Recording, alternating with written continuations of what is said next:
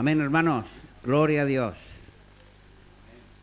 Bienvenidos a todos a este estudio del libro de Apocalipsis. Amén. Empezamos el capítulo número 10. Ya la semana pasada acabamos con el capítulo 9. Hoy empezamos con el capítulo número 10. Pero antes de empezar, había una conversación que yo estaba escuchando en que se comentaba si pareciera que estuviéramos en los tiempos de la tribulación, pareciera que estuviéramos en esos tiempos que estamos predicando y que estamos mostrando. Pero como todas las cosas del Señor, todo necesita una preparación. Y sí que es verdad que no estamos en esos tiempos, pero estamos muy cerca. Por eso los tiempos se parecen. Porque no es que de repente un día surgió Jesús y apareció Jesús, el Hijo de Dios, a predicar, sino para que Él apareciera, se tuvo que preparar los caminos del Señor.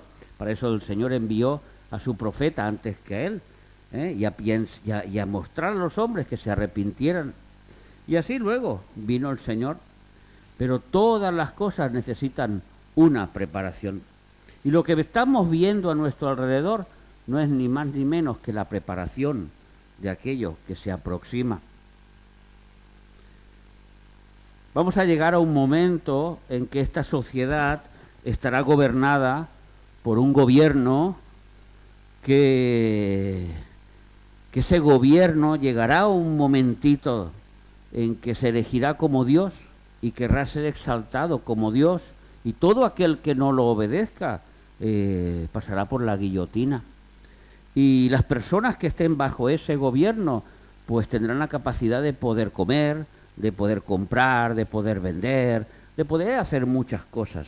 Y para que todo eso acontezca, no se podía hacer en la Edad Media, donde cada uno sí que tenían al gran feudal, al gran señor feudal, pero el gran señor feudal dominaba en una pequeña zona. Pero aquí estamos hablando de un ser que va a dominar casi medio planeta. Y para que eso acontezca, tenía que ocurrir lo que está ocurriendo hoy en día, que la tecnología se ha multiplicado hasta tal extremo que desde una tecla se sabe la vida de un ser humano. Y si queremos borrar a un ser humano, lo borramos desde una tecla y aquel ser humano no existe. Y casi no puede comprar, casi no puede vender, no es nadie. Sin un carnet de identidad, sin unas tarjetas de crédito, sin una cuenta bancaria. Hoy en día esa persona casi no es nadie y lo tiene muy difícil para sobrevivir en un mundo o en el primer mundo donde vivimos nosotros. En otras partes del mundo todavía esto no ha llegado a esos niveles. Pero vemos como la Biblia se aproxima y va preparando los tiempos finales. Seguramente que en 2-3 semanas estaremos predicando sobre los 2 testigos, el capítulo 11 de Apocalipsis, y vemos como estos 2 testigos, que la bestia los va a matar y que van a estar durante 3 días y 3 noches sus cuerpos en Jerusalén, ahí a plena vista, para que todo el mundo vea que realmente el poder del mal vence el poder del bien, y todos los moradores de la tierra se ponen felices y se envían regalos. Para que eso aconteciera, tiene que haber una comunicación global, para que todo el mundo lo vea. Sin una comunicación global no se puede ver, y la Biblia hace 2000 años dijo que había un evento que todo el mundo lo iba a ver. Y para que eso aconteciera, primero eran los satélites de comunicación que daban la vuelta al mundo y que comunican una parte del mundo y con el otro. Hoy es el Internet, que también muchos van a través de esos satélites, otros van a través del mar, por cables, pero es una red social mundial para que lo que pase en China, nosotros lo sepamos al segundo.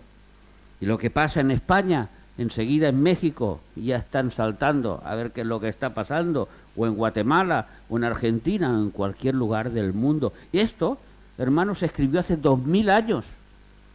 Juan lo escribió hace 2000 años. Para que esto aconteciera, tuvo que pasar un plazo de tiempo. y preparar estos acontecimientos para que puedan ser reales. Por eso la conversación que llevaban mis hermanos pareciera que estuviéramos ya en los últimos tiempos, donde para comprar una barra de pan sí que la puedes comprar, pero tú cobras tu salario y al cabo de 2 días te has quedado sin. Sí que pareciera que estuviéramos, que el caballo negro ya estuviera galopando, la crisis mundial, donde un jornal de una persona no sirve casi para nada. Pero es que es verdad, es que para que eso acontezca el mundo se tiene que preparar. Jesús lo dijo en otras palabras, principios de dolores. No unos tiempos diferentes a la tribulación y a la gran tribulación, no, principios de dolores. Unos principios de dolores que ya empezaron el siglo pasado, según las palabras de Cristo, y que más adelante lo iremos viendo más profundamente. Pero, hermanos, lo que está ocurriendo hoy en día no es casualidad. No es la casualidad de que apareció esta situación que estamos viviendo, que a lo mejor si cambiamos de gobierno esto se revertirá y vendrá un tiempo mejor. No, hermanos, ya se ha cambiado de gobierno 2, 3, 5 veces. El mundo ha ido en picado al mal, no a la pobreza, sino al mal. ¿Por qué? Por consecuencia del pecado del hombre. Y nos dice en Isaías que esta tierra se contaminó por causa de los pecados de los hombres. Y la tierra se contaminó porque falsearon el derecho, porque rompieron el pacto que Dios ha dicho con el hombre, el pacto sempiterno. Porque el mal está por todos los lugares, porque a lo bueno le llaman malo y a lo malo le llaman bueno. Y cuando ocurre esto, este planeta Tierra que está tan conectado con nosotros, porque polvo somos y al polvo volveremos, resulta que este planeta se va contaminando. Y ocurren catástrofes, y ocurren desastres, y ocurren cosas que no son los de la tribulación, pero están muy, muy unidos y muy pegaditos, porque son principios de dolores. Porque la tribulación, todos ya lo sabemos, lo hemos estudiado muchas veces. ¿Cuándo empezará la tribulación? Cuando el Señor Jesús abra el primer sello. Cuando se manifieste el hombre de pecado, entonces ahí empieza la tribulación. Pero estamos cerquita, no sabemos si será en 1 año, en 5, en 10, en 20, en 30, pero vemos que los tiempos se van acortando, que las situaciones se van acercando. Imaginaros si todavía fuéramos en la edad que el planeta Tierra casi no tenía ni electricidad, y habláramos de acontecimientos finales, y diríamos, esto es imposible que sea para nuestros tiempos. ¿Cómo todo el mundo va a ver un acontecimiento, si bien justo mi vecino sabe cuando me ocurre a mí algo? Y en la próxima ciudad ni se entera si aquí nos han venido a robar o a atracar. Pero ahora sí que estamos en ese momento en que la tecnología hace posible que las profecías finales escritas en la Biblia tengan acontecimientos. Y si ustedes se acuerdan, la semana pasada acabamos con aquellos otros que era de 3 partes, 2 habían sido borradas del planeta Tierra y que quedaba una tercera parte. Y la Biblia, cuando se escribió, no se escribió con versículos, no se escribió con capítulos, sino que se escribieron los pergaminos uno a continuación del otro. Lo que por nuestra comodidad, hubieron personas que dividieron la Biblia en capítulos y la dividieron en versículos. Pero no quiere decir que el capítulo final el versículo final del capítulo 9 nos cierre una historia de la Biblia y en el capítulo 10 empieza otra diferente, sino que muchas veces van muy unidos, tan unidos como lo que vamos a ver a continuación en el día de hoy, y donde hoy vamos a ver como por primera vez en 10 capítulos o en 9 capítulos que hemos estudiado, aparece la nación de Israel. cosa que no había ocurrido hasta el día de hoy. Porque hemos abierto sellos, hemos visto la gloria de Dios, hemos visto los santos en el cielo, hemos visto aquella gran tribulación, pero todavía no hemos hablado del pueblo del Señor. A partir de hoy empezamos a hablar del pueblo del Señor, porque de muchas de las cosas que van a acontecer a continuación, como la iglesia ya no está, como la iglesia ya no tiene que estar en este planeta, y donde el mal va a empezar a hacer su lucha final, y va a ser contra el pueblo bendito de nuestro Señor. Amén. Que es el pueblo de Israel. Nosotros también somos su pueblo espiritual, pero su pueblo físico es el pueblo de Israel. Que Dios no ha acabado con ellos, como nos dice Romanos capítulo 11. Dios no ha terminado con ellos, porque llegará un día cuando ellos verán al Salvador, cuando ellos verán al Mesías, y dice el libro de Romanos que entonces todo Israel será salvo. Entonces, 2 de Corintios capítulo 3, se les caerá el velo y entonces entenderán lo que ahora no entienden. Leen el Antiguo Testamento, leen Isaías 56, por ejemplo, un varón quebrantado en dolores, un varón que va a sufrir, un varón que llevó nuestros pecados, y no lo entienden.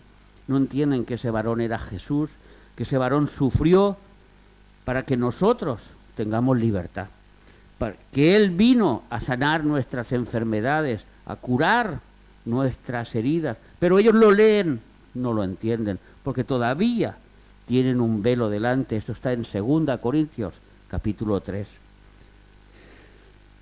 Pero ahora este pueblo de Israel hace acto de presencia en este capítulo 10, y aunque no lo diga en palabras, nosotros vamos a ver cómo en las frases que se escriben claramente se está hablando de este pueblo y lo que le va a acontecer a este pueblo. Así que, hermanos, acompáñenme, abran sus Biblias por el capítulo 10 de Apocalipsis, un capítulo corto, un capítulo que nos da un interpaso entre aquella sexta trompeta y la muerte de tantas personas, y la séptima trompeta, que es la que vendrá a continuación. Y nos dice así: vi descender del cielo a otro ángel fuerte, envuelto en una nube, con el arco iris sobre su cabeza, y su rostro era como el sol, y sus pies como columnas de fuego. Tenía en su mano un librito abierto, y puso su pie derecho sobre la tierra, y el pie izquierdo y puso su pie derecho sobre el mar, y el pie izquierdo sobre la tierra. Y clamó a gran voz, como ruge un león, y cuando hubo clamado, 7 truenos emitieron sus voces. Cuando los 7 truenos hubieron emitido sus voces, yo iba a escribir, pero oí una voz del cielo que me decía: sella las cosas que los 7 truenos han dicho, y no las escribas. Y el ángel que vi en pie sobre el mar y sobre la tierra levantó su mano al cielo y juró por el que vive por los siglos de los siglos, que creó el cielo y las cosas que están en él, y la tierra y las cosas que están en ella, y el mar y las cosas que están en él, que el tiempo no sería más, sino que en los días de la voz del séptimo ángel, cuando él comience a tocar la trompeta, el misterio de Dios se consumará, como él lo anunció a sus siervos los profetas. La voz que oí del cielo habló otra vez conmigo y dijo: ve y toma el librito que está abierto en la mano del ángel que está en pie sobre el mar y sobre la tierra. Y fui al ángel diciéndole que me diese el librito, y él me dijo: toma y cómelo, y te amargará el vientre, pero en tu boca será dulce como la miel. Entonces tomé el librito de la mano del ángel y lo comí, y era dulce en mi boca como la miel, pero cuando lo hube comido, amargó mi vientre. Y él me dijo, es necesario que profetices otra vez sobre muchos pueblos, naciones, lenguas y reyes. Hemos leído este capítulo y supongo que a ustedes les ha tenido que pasar como a mí cuando lo leí por primera vez. No entiendo de qué va todo esto del librito, no entiendo lo del ángel, no entiendo qué se está explicando aquí y casi no se puede entender nada. Pero la Biblia, hermanos, y esto es tan importante que ustedes lo tengan claro, no es de interpretación del pastor Daniel, ni interpretación del hermano Isidro, ni del hermano José, ni de ningún hombre.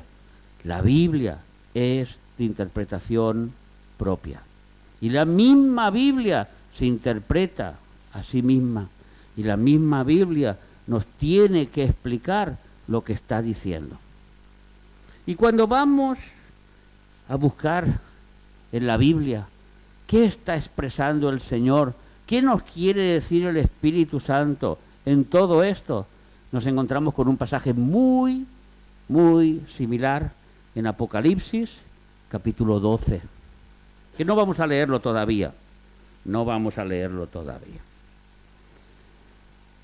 pero que luego lo iremos intercalando, iremos viendo versículos y la Biblia nos empezará a abrir nuestra mente y empezará a que entendamos qué ángel es este que es fuerte, que unos teólogos pueden decir, yo creo que es Jesucristo, otros pueden decir, no, es otro ángel fuerte, otros, no, será el de la séptima trompeta, o qué tipo de ángel y por qué este ángel está aquí. Pero la Biblia nos va a dar la respuesta a todas estas preguntas que nos podemos hacer. Y la primera cosa que nos tenemos que dar en cuenta, hermanos, para que entendamos los acontecimientos, es que Juan ya no está en el cielo. Durante los 9 capítulos anteriores, la perspectiva de Juan era de arriba hacia abajo. Estaba en el trono de Dios, ¿se acuerdan?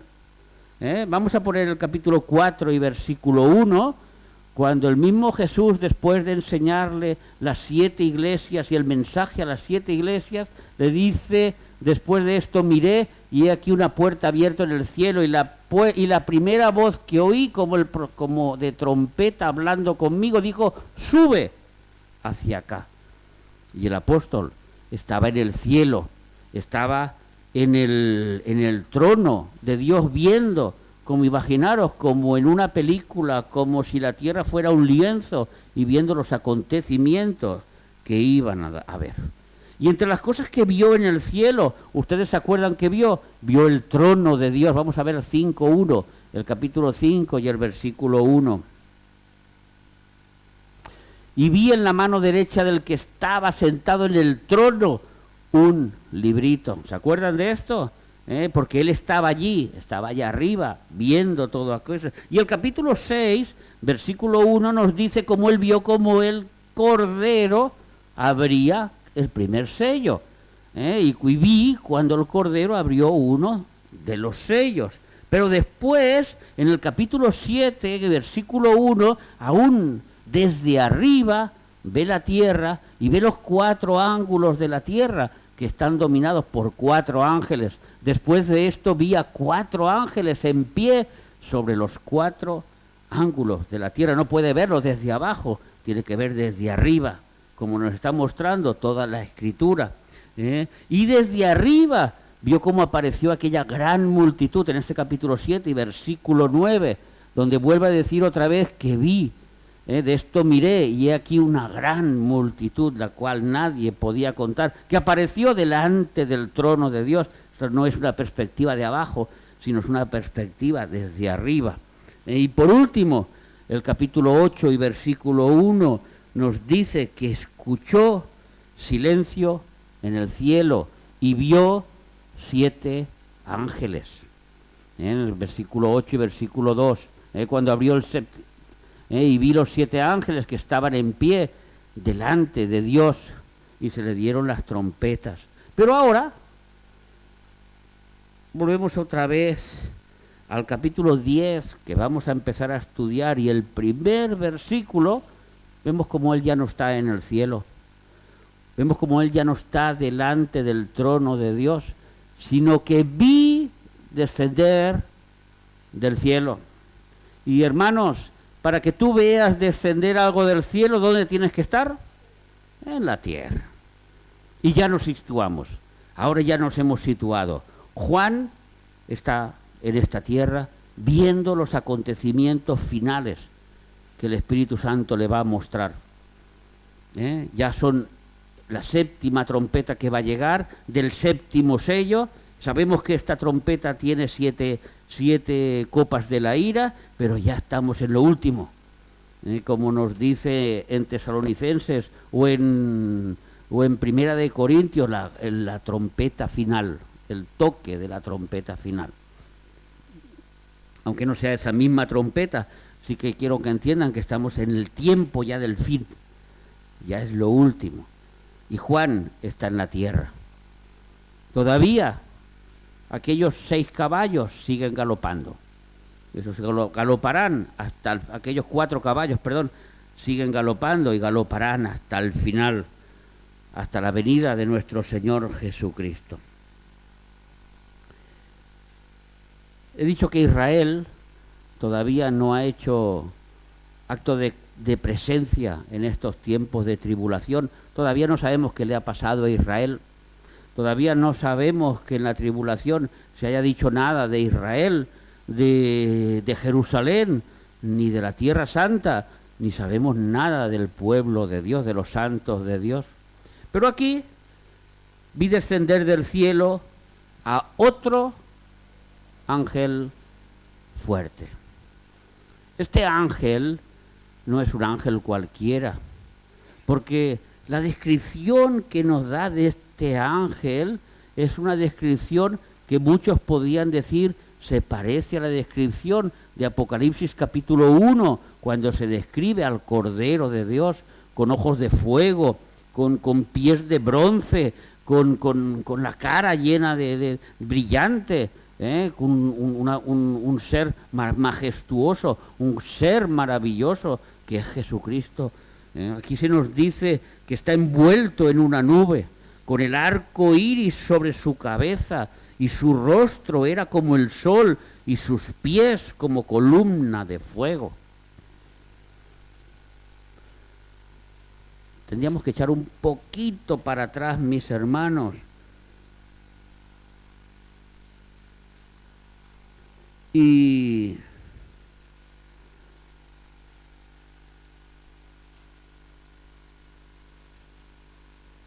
vemos que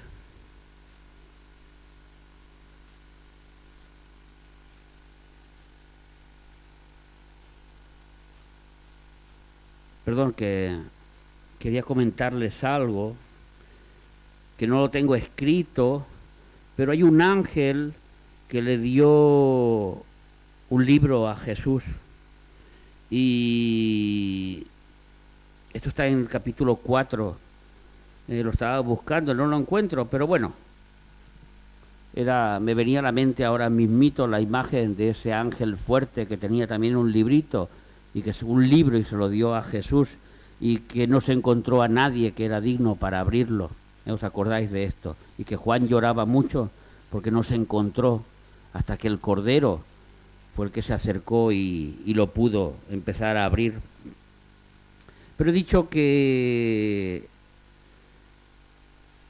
vamos a ver, o vamos a interpretar bajo la mirada de la Biblia y con la ayuda del Espíritu Santo, quién es este ángel fuerte, cuál es su cometido, por qué aparece ahora y qué tiene que ver con Israel.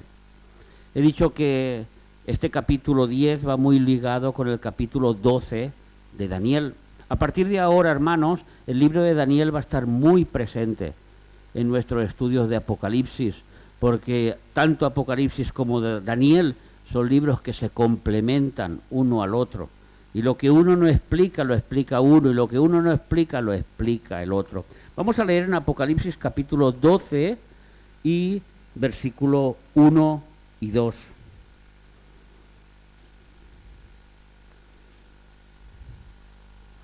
Apareció, Apocalipsis 12, no, Daniel 12, versículo 1, perdón, Daniel 12, versículo 1 y 2.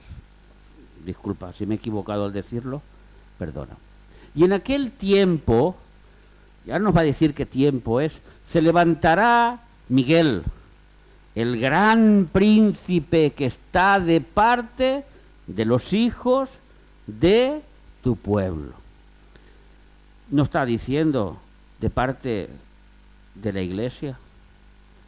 No está diciendo que éste está de parte de otro país, de otra nación, sino que está de parte de Israel. Este gran ángel es el que defiende a Israel. Y dice, está de parte de los hijos de tu pueblo, y será tiempo de angustia, cual nunca fue desde que hubo gente hasta entonces. Y ahora ya nos acaba de situar en un momento de la historia pasada, presente o futura, que es la tribulación y la gran tribulación. Y en este caso concreto, nos está hablando de la gran tribulación, porque está hablando que no ha habido angustia como en ese momento. Cual nunca fue desde que hubo gente hasta entonces. Pero en aquel tiempo será libertado tu pueblo, todos los que se hallen escritos en el libro. Vemos un ángel grande, vemos un ángel fuerte y vemos un libro. Empezamos a ver un libro. Leamos el versículo 2, por favor. Y muchos de los que duermen en el polvo de la tierra serán despertados, unos para vida eterna y otros para vergüenza y confusión eterna. La pregunta que nos tendríamos que hacer, primera que todo, es ¿cuándo ocurre esto? ¿Cuándo es que se levanta Miguel? ¿Y cuándo es que él se pone en este planeta Tierra? Hemos dicho que pone su pie sobre el mar y sobre la tierra. ¿Cuándo es que éste ruge como un león y emite una voz y hace un juramento? Y sabemos que no es Cristo, porque Cristo no puede jurar, sino por sí mismo. Pero este ángel jura por Dios, jura por alguien mayor que él. Sabemos que Cristo, el juramento de Dios no puede ser otro que por sí mismo, porque no hay nadie mayor que Dios. Esto está explicado en Hebreos, cuando Hebreos nos explica el juramento que hizo Dios y el pacto con Abraham, diciendo, y no habiendo nadie superior, Dios juró por dos cosas inmovibles, que es su inmovilidad y su valor y su misma presencia, su misma deidad. Dios no puede jurar por nadie más, sino por él mismo, porque es Dios. Pero aquí este ángel está jurando y con una mano levantada. Veremos la diferencia con otro ángel que hay en Daniel capítulo 12, donde también está en medio del río, pero tiene las dos manos levantadas. Y hace un juramento que no es por Dios, sino que está expresando lo que va a venir. Esto lo veremos seguramente la semana que viene. Hoy nos vamos a quedar en esta visión de este ángel grandioso que viene a la tierra y que sabemos que es el ángel Miguel, o el arcángel Miguel.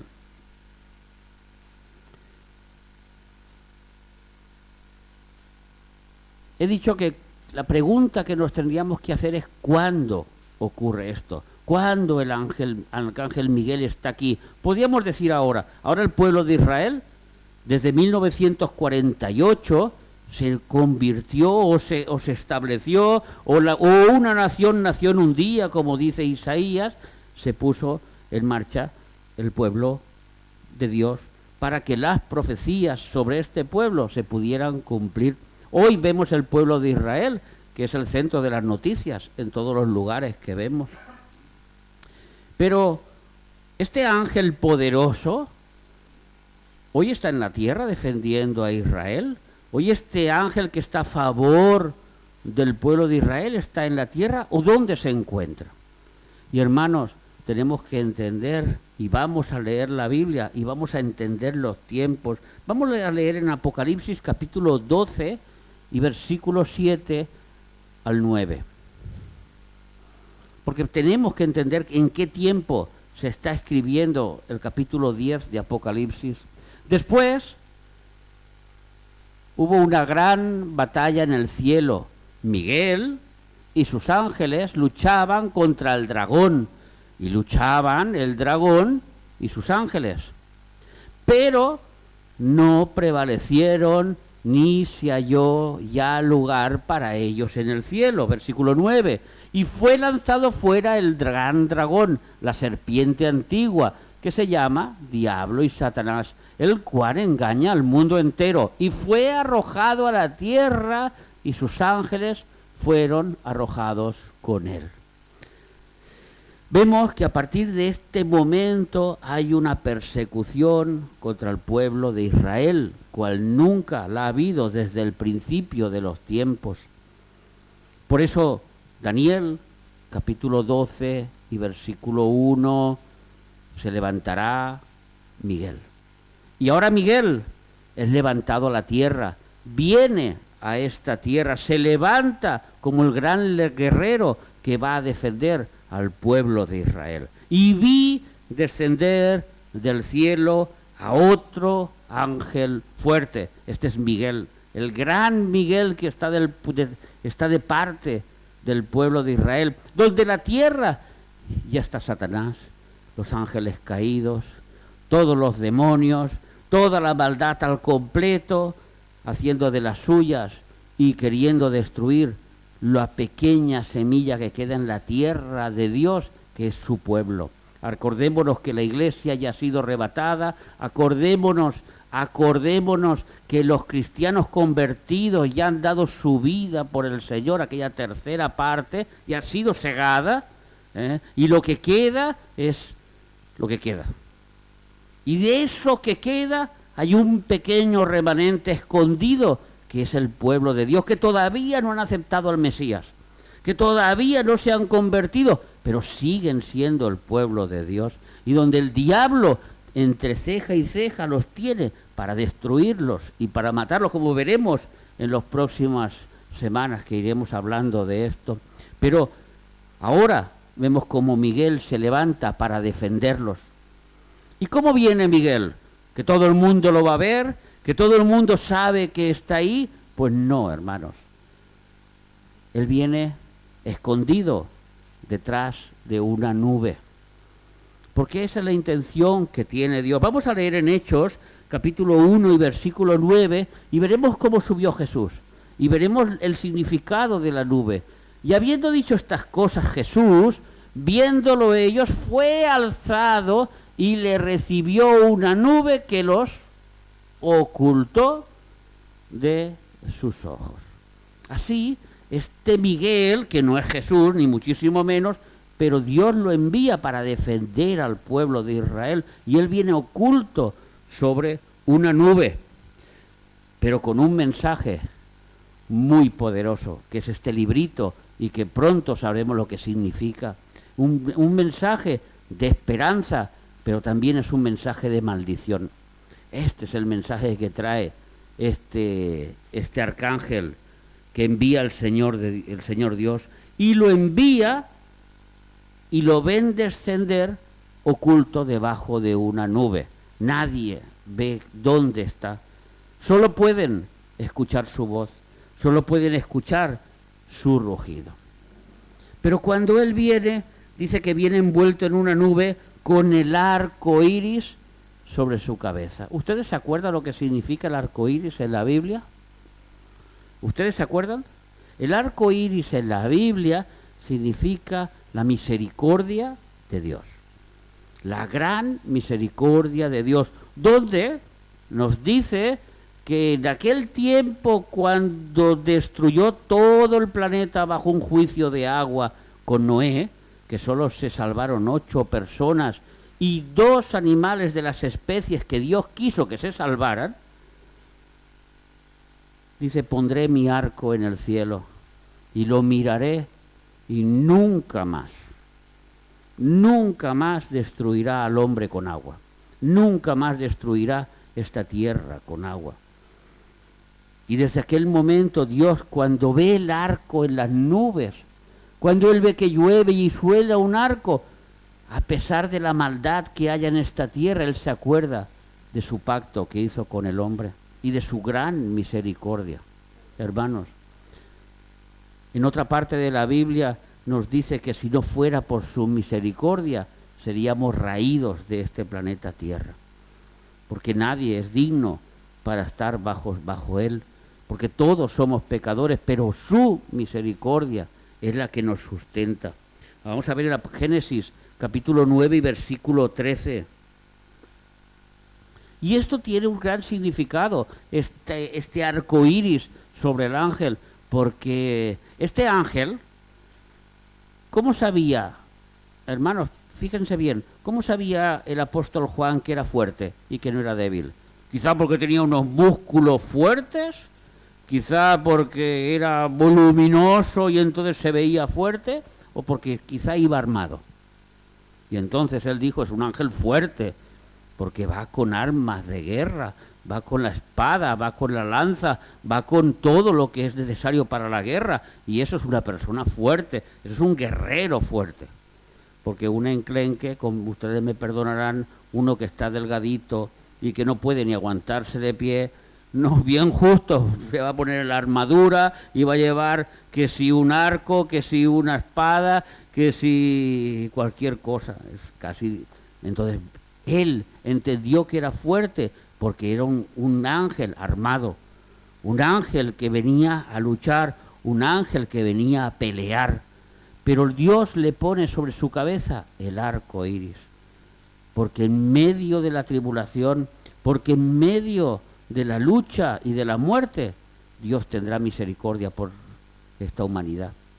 Porque Dios le costó mucho cada alma.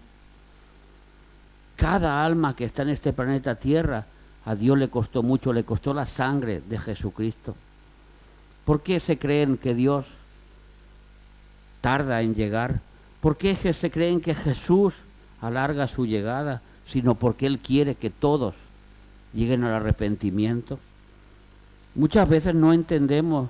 Es que yo tengo un yerno, o yo tengo una hermana, o yo tengo un vecino, o yo tengo un compañero de trabajo que es el verdadero diablo. ¿Y por qué no se lo lleva Dios? Quizás porque Dios todavía tiene misericordia.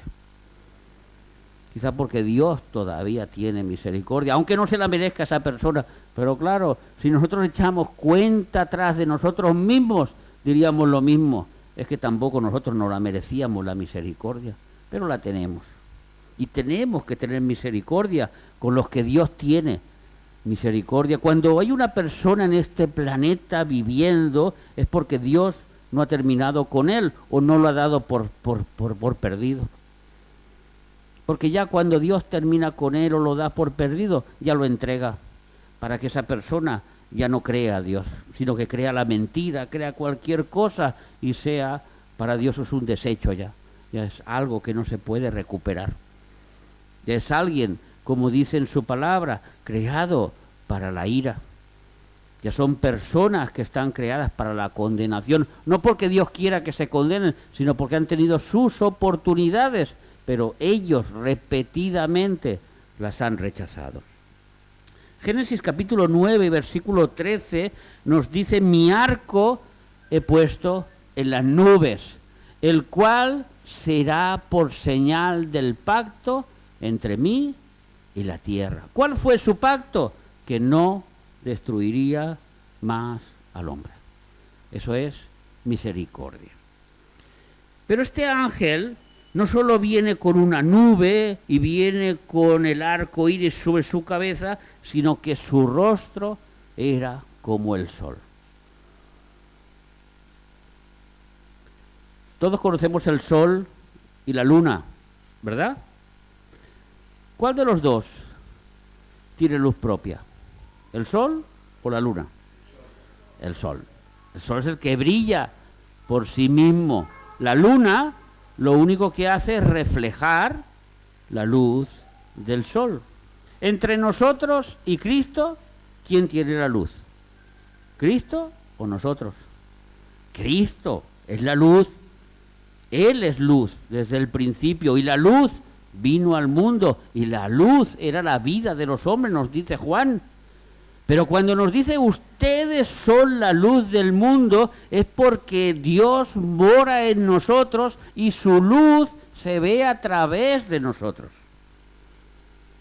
No es porque nosotros seamos seres resplandecientes, sino que su luz se ve a través de nosotros.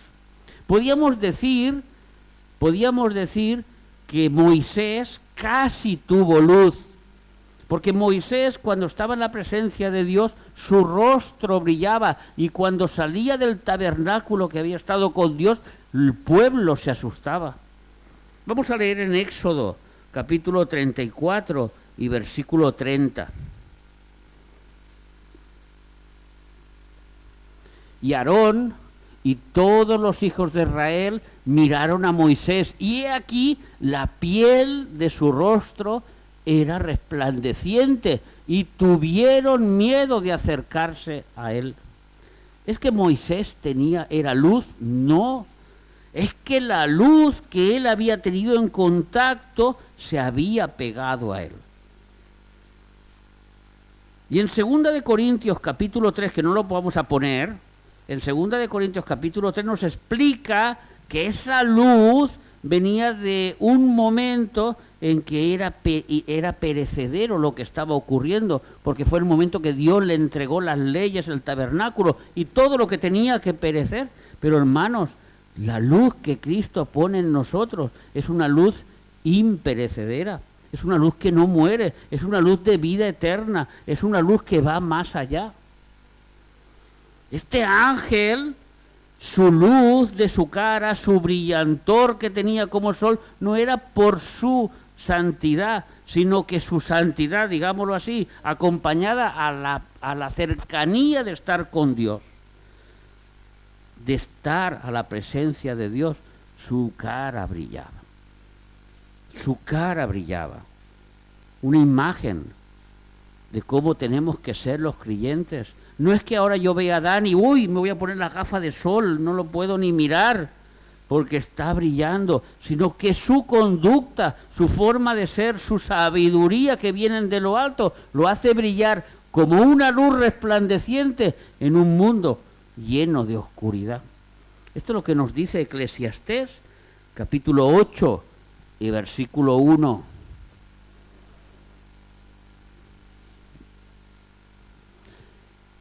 ¿Quién como el sabio? ¿Y quién como el que sabe la declaración de las cosas? La sabiduría del hombre ilumina su rostro, y la tosquedad de su semblante se mudará. Una persona cambia cuando está al contacto con Dios, cuando la sabiduría de Dios le toca su vida, esta persona cambia.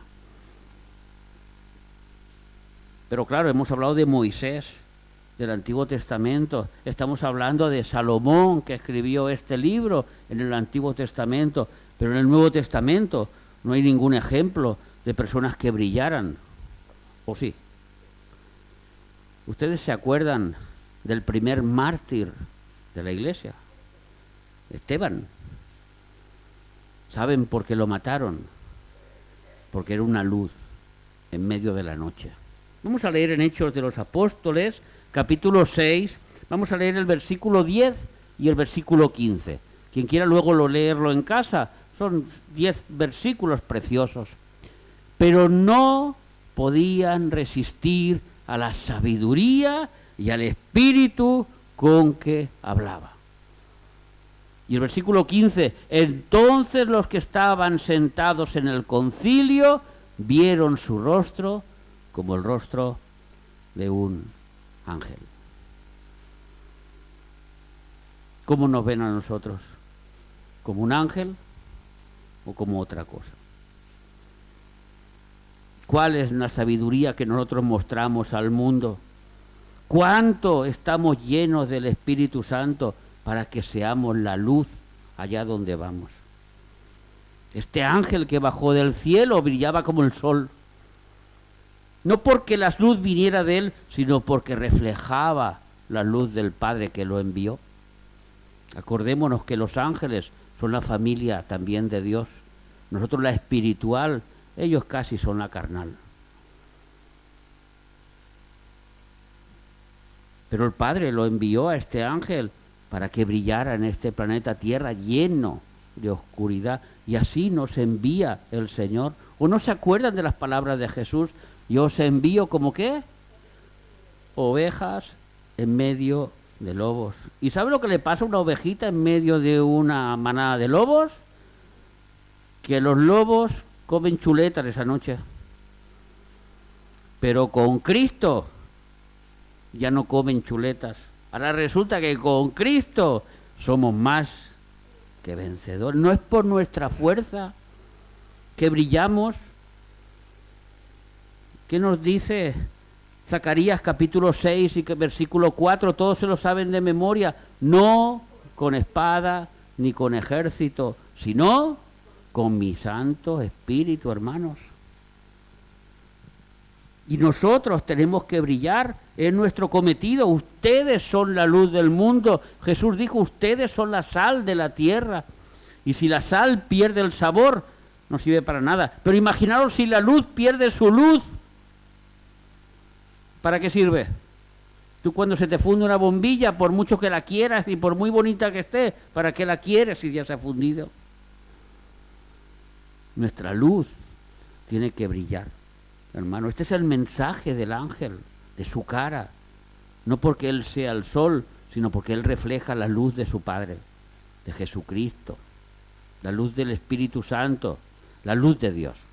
Hermanos, y nosotros tenemos la Trinidad dentro. Nosotros no reflejamos la luz sale de nosotros. Quizá por eso el portador de la luz, Luzbel, nos tiene tanto odio. Porque él porta la luz, pero nosotros somos la luz. Él lleva la luz. Y ese era su nombre que le pusieron hasta que lo perdió. Pero nosotros tenemos la luz dentro de nosotros, el Espíritu Santo, el Padre y el Hijo.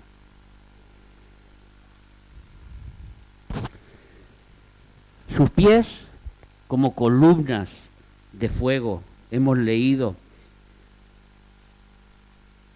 Y aquí, cuando habla de columnas de fuego, tenemos que entender que ya no está hablando a la iglesia, que este mensaje ya no va para nosotros. ¿Quién era un pueblo que estaba en medio del desierto y que era dirigido por una columna?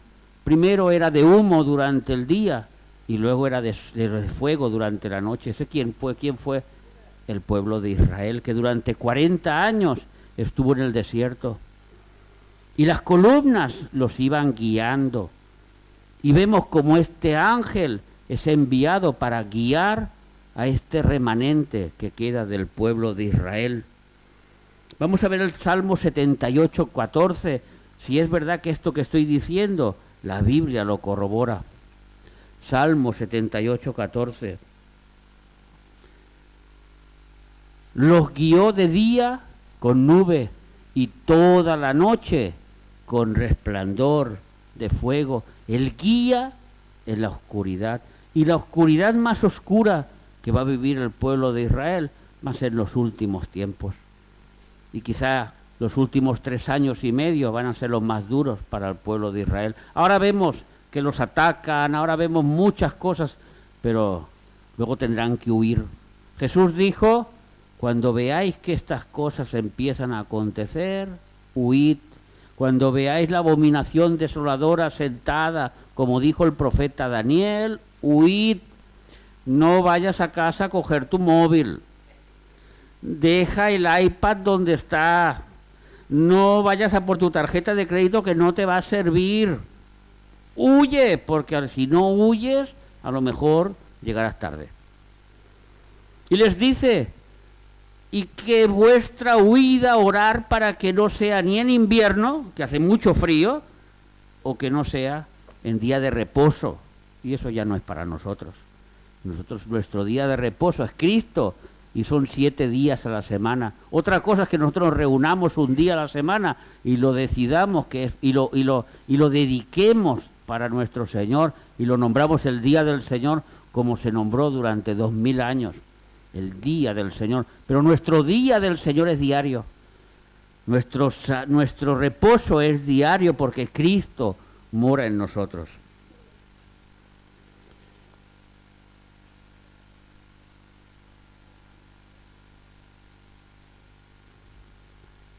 Más adelante, no lo podemos hacer hoy, porque tendríamos que empezar otra predicación diferente para explicar por qué Él pone un pie sobre el mar y un pie sobre la tierra. Pero vamos a dar un pequeño toque, un pequeño adelanto, y vamos a entender claramente qué es lo que está diciendo el Señor cuando es tan importante que este ángel ha puesto un pie en el mar y un pie en la tierra. Vamos a buscar en Apocalipsis capítulo 13 y versículo 1, donde se nos dice: me paré, habla Juan, sobre la arena del mar y vi subir del mar una bestia que sube de en medio del mar, donde ahora este ángel fuerte, Miguel, pone uno de sus pies. Pero el versículo 11 de este capítulo 13 nos va a decir otra cosa. Y después vi otra bestia que subía, ¿de dónde? De la tierra. Y lo que el Espíritu Santo nos está guiando es que en medio de esta gran tribulación, en medio de esta gran lucha, Miguel, que se ha levantado para defender al pueblo de Israel, pone sus pies, ¿dónde? En medio del trono de Satanás, en medio del mar, en medio de la tierra.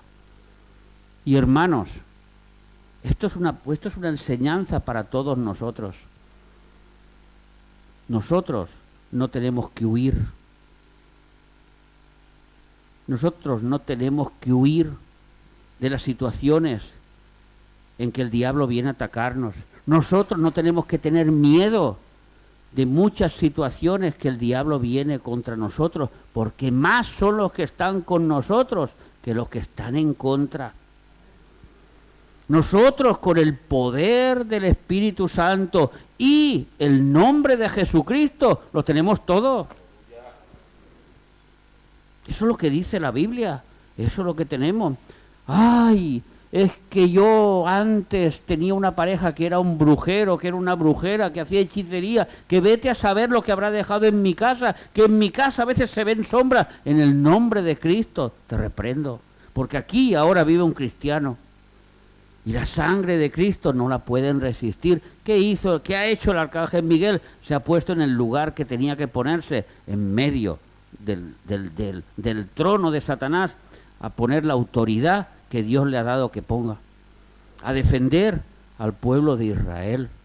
Tú quieres defender a tu familia, tú quieres defender tus cosas, tú quieres defender lo que Dios ha puesto en ti, no tienes nunca que tener miedo al diablo. El miedo abre puertas para que tengas más miedo, pero el miedo nosotros no tenemos que tenerlo. ¿Ustedes saben cuál es la palabra más utilizada por Jesús? No temas. La que más repitió: no temas, no temas. Si yo estoy con vosotros, ¿quién contra vosotros? Lo hemos predicado el otro día. La ley del Espíritu. Si estamos viviendo en el Espíritu, ¿quién nos podrá vencer? Quizá alguna espada, quizá algún hambre, quizá alguna tribulación nos puede vencer. Nada ni nadie nos separará del amor de Dios, que es en Cristo Jesús. Hermanos, esto he dicho que es otra explicación que daremos en su día, cuando llegaremos al capítulo 13, pero es que este ángel ha puesto sus pies en el lugar idóneo para defender a este pequeño remanente. Y nosotros, hermanos, que somos un pequeño remanente. Aunque la iglesia estuviera llena, seguimos siendo un pequeño remanente en medio de este mundo. Y esta iglesia de Dios, que es un pequeño remanente, también Dios nos cuida y nos envía sus ángeles ministradores al servicio de los que heredarán el reino, para cuidarnos, para mantenernos en un mundo de maldad. Nosotros somos ovejitas, pero nuestro pastor no es Daniel Amposta, nuestro pastor se llama Jesucristo. Y nadie nos arrebatará de sus manos, porque nadie pudo arrebatarle lo que el Padre le dio. Y si tú has aceptado a Cristo en tu corazón, eres del Padre, y Padre se lo ha dado a Él, y Él te cuidará y no dejará que nadie te arrebate de sus manos, hermanos. Esta es nuestra promesa, esta es lo que nosotros tenemos que estar fuertes en que Él está a favor nuestro. No hay derrota, no hay miedo, no hay nada que pueda derrotarnos, que venga en contra nuestra. Uy, es que a veces en mi casa tiemblan los platos, pues en el nombre de Jesús, con esos platos que tiemblan me comeré la paella. Y ya está, y ahí se acabó todo. No, quizá para nosotros no es relevante esto, pero quizá en las redes hay alguien que nos está escuchando que está sufriendo unos ataques tremendos del diablo y que necesita saber que el nombre de Cristo tiene poder y que la sangre de Cristo los demonios no lo pueden resistir. Y nosotros somos lavados, comprados con una sangre preciosa que todavía fluye, que todavía está fresca, y cualquiera que quiera venir puede ser rociado con la sangre de Cristo. Y ningún demonio se puede levantar contra esa sangre. No pudieron, los derrotó en la cruz, los expuso públicamente a vergüenza perpetua. Habéis sido derrotados. La muerte no tiene ningún valor. Por eso, estos pies en medio del trono, por eso tantas veces lo repite este capítulo 10, un pie en el mar, un pie en la tierra, un pie en el mar, un pie en la tierra, en el trono de Satanás, en medio de la lucha, allí está él, no huyendo de la lucha, sino enfrentando las circunstancias. Ay, es que en el trabajo me dicen cristianito y se burlan de mí. Ay, en la escuela, ay, es que mi marido que no es cristiano, mi mujer que no es cristiana, mi hijo que no es cristiano, el vecino que no es cristiano. Y yo me voy a poner a llorar y voy a huir del problema. ¿Os imagináis al arcángel, este arcángel fuerte huyendo del problema? Ay, allí está Satanás, no, allí no me voy a poner, me pondré allá. No, hermanos, nosotros no somos personas de huir, de darle la vuelta, sino de enfrentar los problemas con la ayuda de Dios y del Espíritu Santo. Y que nuestra imagen resplandezca, y que nuestro rostro resplandezca, porque la sabiduría de Dios ha fluido a través de nosotros. Y hemos sido luz en medio de las tinieblas. ¿Veis la imagen de este ángel fuerte? Cuánta similitud con nosotros, ¿verdad? Cuánta similitud con nosotros. Y clamó como león. Uy, cuando ayer estudiaba esto, os tengo que decir que casi me pongo a llorar. Porque no es el león de Judá. Él no es el que clama como el león de Judá. Es que él clamó como un león. Y entonces me pude estudiar profundamente estas palabras en griego, y eso fue lo que me sorprendió más. La palabra grazo, que es un grito, un clamor que se escucha en medio de la noche. Y esto solo ocurre en un lugar en la Biblia, en Mateo 25 y versículo 6.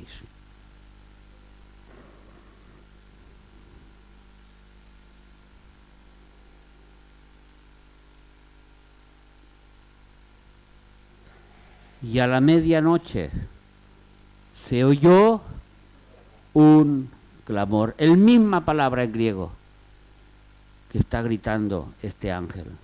la misma raíz. Aquí viene el esposo, salid a recibirles.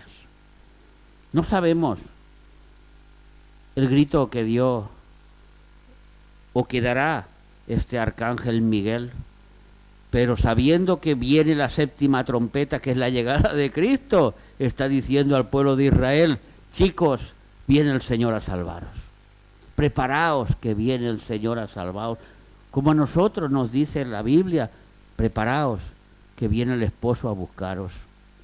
Que no seamos como las insensatas, que no seamos como aquellos que cuando vieron estas cosas entraron en casa a buscar el móvil, a buscar el dinero, a buscar sus posesiones. Es que me compré un reloj de oro, es que yo quiero.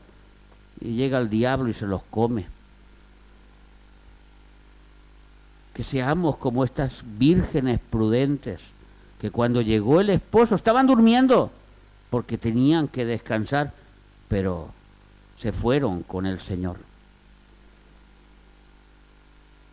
El clamor que nosotros también tenemos que escuchar. Y por último, y ya solo quiero hablar un poquito sobre el librito, si me dan ustedes un minuto más, porque nos hemos intrigado qué tipo de librito es ese, que cuando tú te lo comes es dulce en la boca, pero amarga el vientre. ¿Qué mensaje tendrá ese librito? ¿Para qué sirve ese librito? Y nos quedamos ahí intrigados, ¿qué tipo de librito será? Vamos a leer el Apocalipsis capítulo 10 y versículo 9, el que estamos en el capítulo 10, ¿recordáis? El versículo 9. Y fui al ángel diciéndole que me diese el librito, y él me dio: toma y cómelo, y te amargará el vientre, pero en tu boca será dulce como la miel. A ver, Apocalipsis vamos a ver otra vez, Daniel, capítulo 12, a ver si se han olvidado ya de estos versículos. 12.1 y 12.2, que los hemos leído. En aquel tiempo se levantará Miguel, y tal, y tal, y tal, y será libertado tu pueblo, todos los que se hallen escritos, ¿dónde? ¿Y qué dice este libro? Vamos a ver el versículo 2. Y muchos de los que duermen en el pueblo de la tierra en el polvo serán despertados. ¿Despertados de qué está hablando? Está hablando de salvación, está hablando de resurrección para gloria eterna. Unos para vida eterna y otros para vergüenza y confusión perpetua. En otras palabras, para el infierno. Este libro, hermanos, es el que ustedes tienen cada día en sus bocas, que es dulce como la miel, que se dice y se llama el Evangelio de Jesucristo. Donde cuando le predicamos a una persona es dulce porque lo puede escribir en el libro de la vida, porque puede salvar su vida, porque puede escapar de todas estas cosas que vienen. Pero si no lo acepta, hermano, te tiene que amargar en el estómago. Si eres cristiano, te tiene que amargar en el estómago cuando tú ves que las personas rechazan la salvación de nuestro Señor Jesucristo, que le costó tanto. Te tiene que amargar obligatoriamente. Es un mensaje de doble partida, es un mensaje de salvación y a la vez es un mensaje de condenación. El Evangelio no tiene dobles tintas. El Evangelio no es cuando yo quiero. El Evangelio es, espérate, para el domingo y el martes, porque el lunes y el miércoles, pero bueno, el jueves sí. No, el Evangelio es para todos los días. No existe el cristiano a medias. No existe para el Evangelio, no existe, lo hemos hablado muchas veces. Siguen los simbolismos en la Biblia, un libro amargo, un libro dulce. Dulce para el que lo predica y a la vez amargo cuando uno no ve que las demás personas no aceptan la salvación. Juan tuvo que comerse este libro. De toda esta tercera parte de la humanidad, unos se salvarán, otros se condenarán. Pero Jesús les da un mensaje a Juan, como se lo dan a ustedes. Ustedes no saben si Cristo viene esta noche, o de aquí una hora, o la semana que viene, o de aquí un mes, pero Cristo te da un mensaje como se lo dio a Juan. Vamos a leer el último versículo de este capítulo 10 del Apocalipsis. Y él me dijo, es necesario. Doña Rosa, Conchita, mi hermana Nelly, cada uno de los cristianos, es necesario que profetices otra vez. Profetizar es hablar la palabra de Dios sobre muchos pueblos, sobre muchas naciones, sobre muchas lenguas y sobre muchos reyes, porque Dios tiene misericordia, porque el arco iris todavía está en el cielo, porque somos la luz de Cristo, porque llevamos el mensaje de salvación, porque no somos cobardes y nos sentamos en medio del trono del diablo para arrebatar aquello que es del Señor, como nos dice Judas, y arrebatar del fuego a los que podáis. Y esto es lo que hacemos nosotros cuando predicamos el Evangelio, arrebatamos del fuego, porque ya se están quemando entre sus risas y sus bromas, y no lo ven que el fuego los está consumiendo. Pero nosotros somos de la luz. Este es el mensaje que nos deja este capítulo 10 para todos nosotros, como se lo dejó para Juan. Juan, no vas a morir en Patmos. Juan, no vas a morir aquí. Todavía necesito que vayas a predicar a muchos sitios, que profetices muchas cosas, porque por medio de tu predicación muchos pueden ser salvos. Y tú me dirás, y otro me dirá, pastor, yo no tengo don de palabra, yo no sé lo que tengo que decir, yo no sé cómo predicar a las almas. Hay dos métodos que no fallan nunca. Uno es ser la luz del mundo. Y dos es ser la sal allí donde estés. Eso marca la diferencia. Eso muestra quién eres. Eso convierte a las almas. A veces sin hablar. Esta persona es diferente. Esta persona tiene algo que yo lo quiero. En medio de las risas, en medio de las burlas, en medio de las sonrisas de los anuncios de Dentrífico, todos son sonrisas hermosas.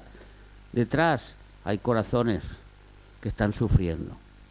Y cuando ven una persona decidida, cuando ven una persona que tiene algo que los demás no tienen, dicen, yo lo quiero.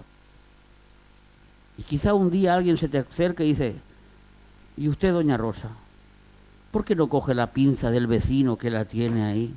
Y siempre está peleando con las cosas, pero usted siempre hace lo correcto. ¿Cómo es eso que usted tiene una paz que los demás no tienen? ¿Por qué una persona tiene un dominio propio que los demás no tienen? ¿Por qué usted siempre está gozoso en medio de todas las dificultades, pero si no llega ni a final de mes y nunca he escuchado quejarse? Siempre dice, mi Dios proveerá. Esto es ser sal, esto es ser luz, esto es predicar el Evangelio, hermanos. Amén. Padre, te damos gracias en esta hora, Señor, por este mensaje que tú nos has permitido escuchar en el día de hoy, Padre, donde vemos este ángel fuerte que nos enseña tantas cosas a nosotros y tanta similitud con nosotros, tus hijos, Señor. Pero te pedimos, Padre, que tú nos ayudes, que tu Santo Espíritu esté con nosotros, porque mira este mundo lleno de lobos, lleno de leones, lleno de tigres, y nosotros somos ovejitas indefensas, que muchas veces no vemos ni el peligro, Señor, pero te pedimos que tú nos ayudes, nos guíes, nos protejas y nos lleves en bien. Te damos gracias por todos los hermanos que están aquí con nosotros, y te pedimos, Padre, por aquellos que van a ver estos mensajes a través de las redes, a través, Señor, de otros medios, para que tú también los bendigas, Señor. Y también como nosotros hemos aprendido a ser más luz, a ser más sal, Señor, a confiar más en ti, porque alejados de ti, nada podemos hacer. Y así te lo pedimos y así te damos gracias En el nombre de Cristo nuestro Señor. Amén, amén y amén.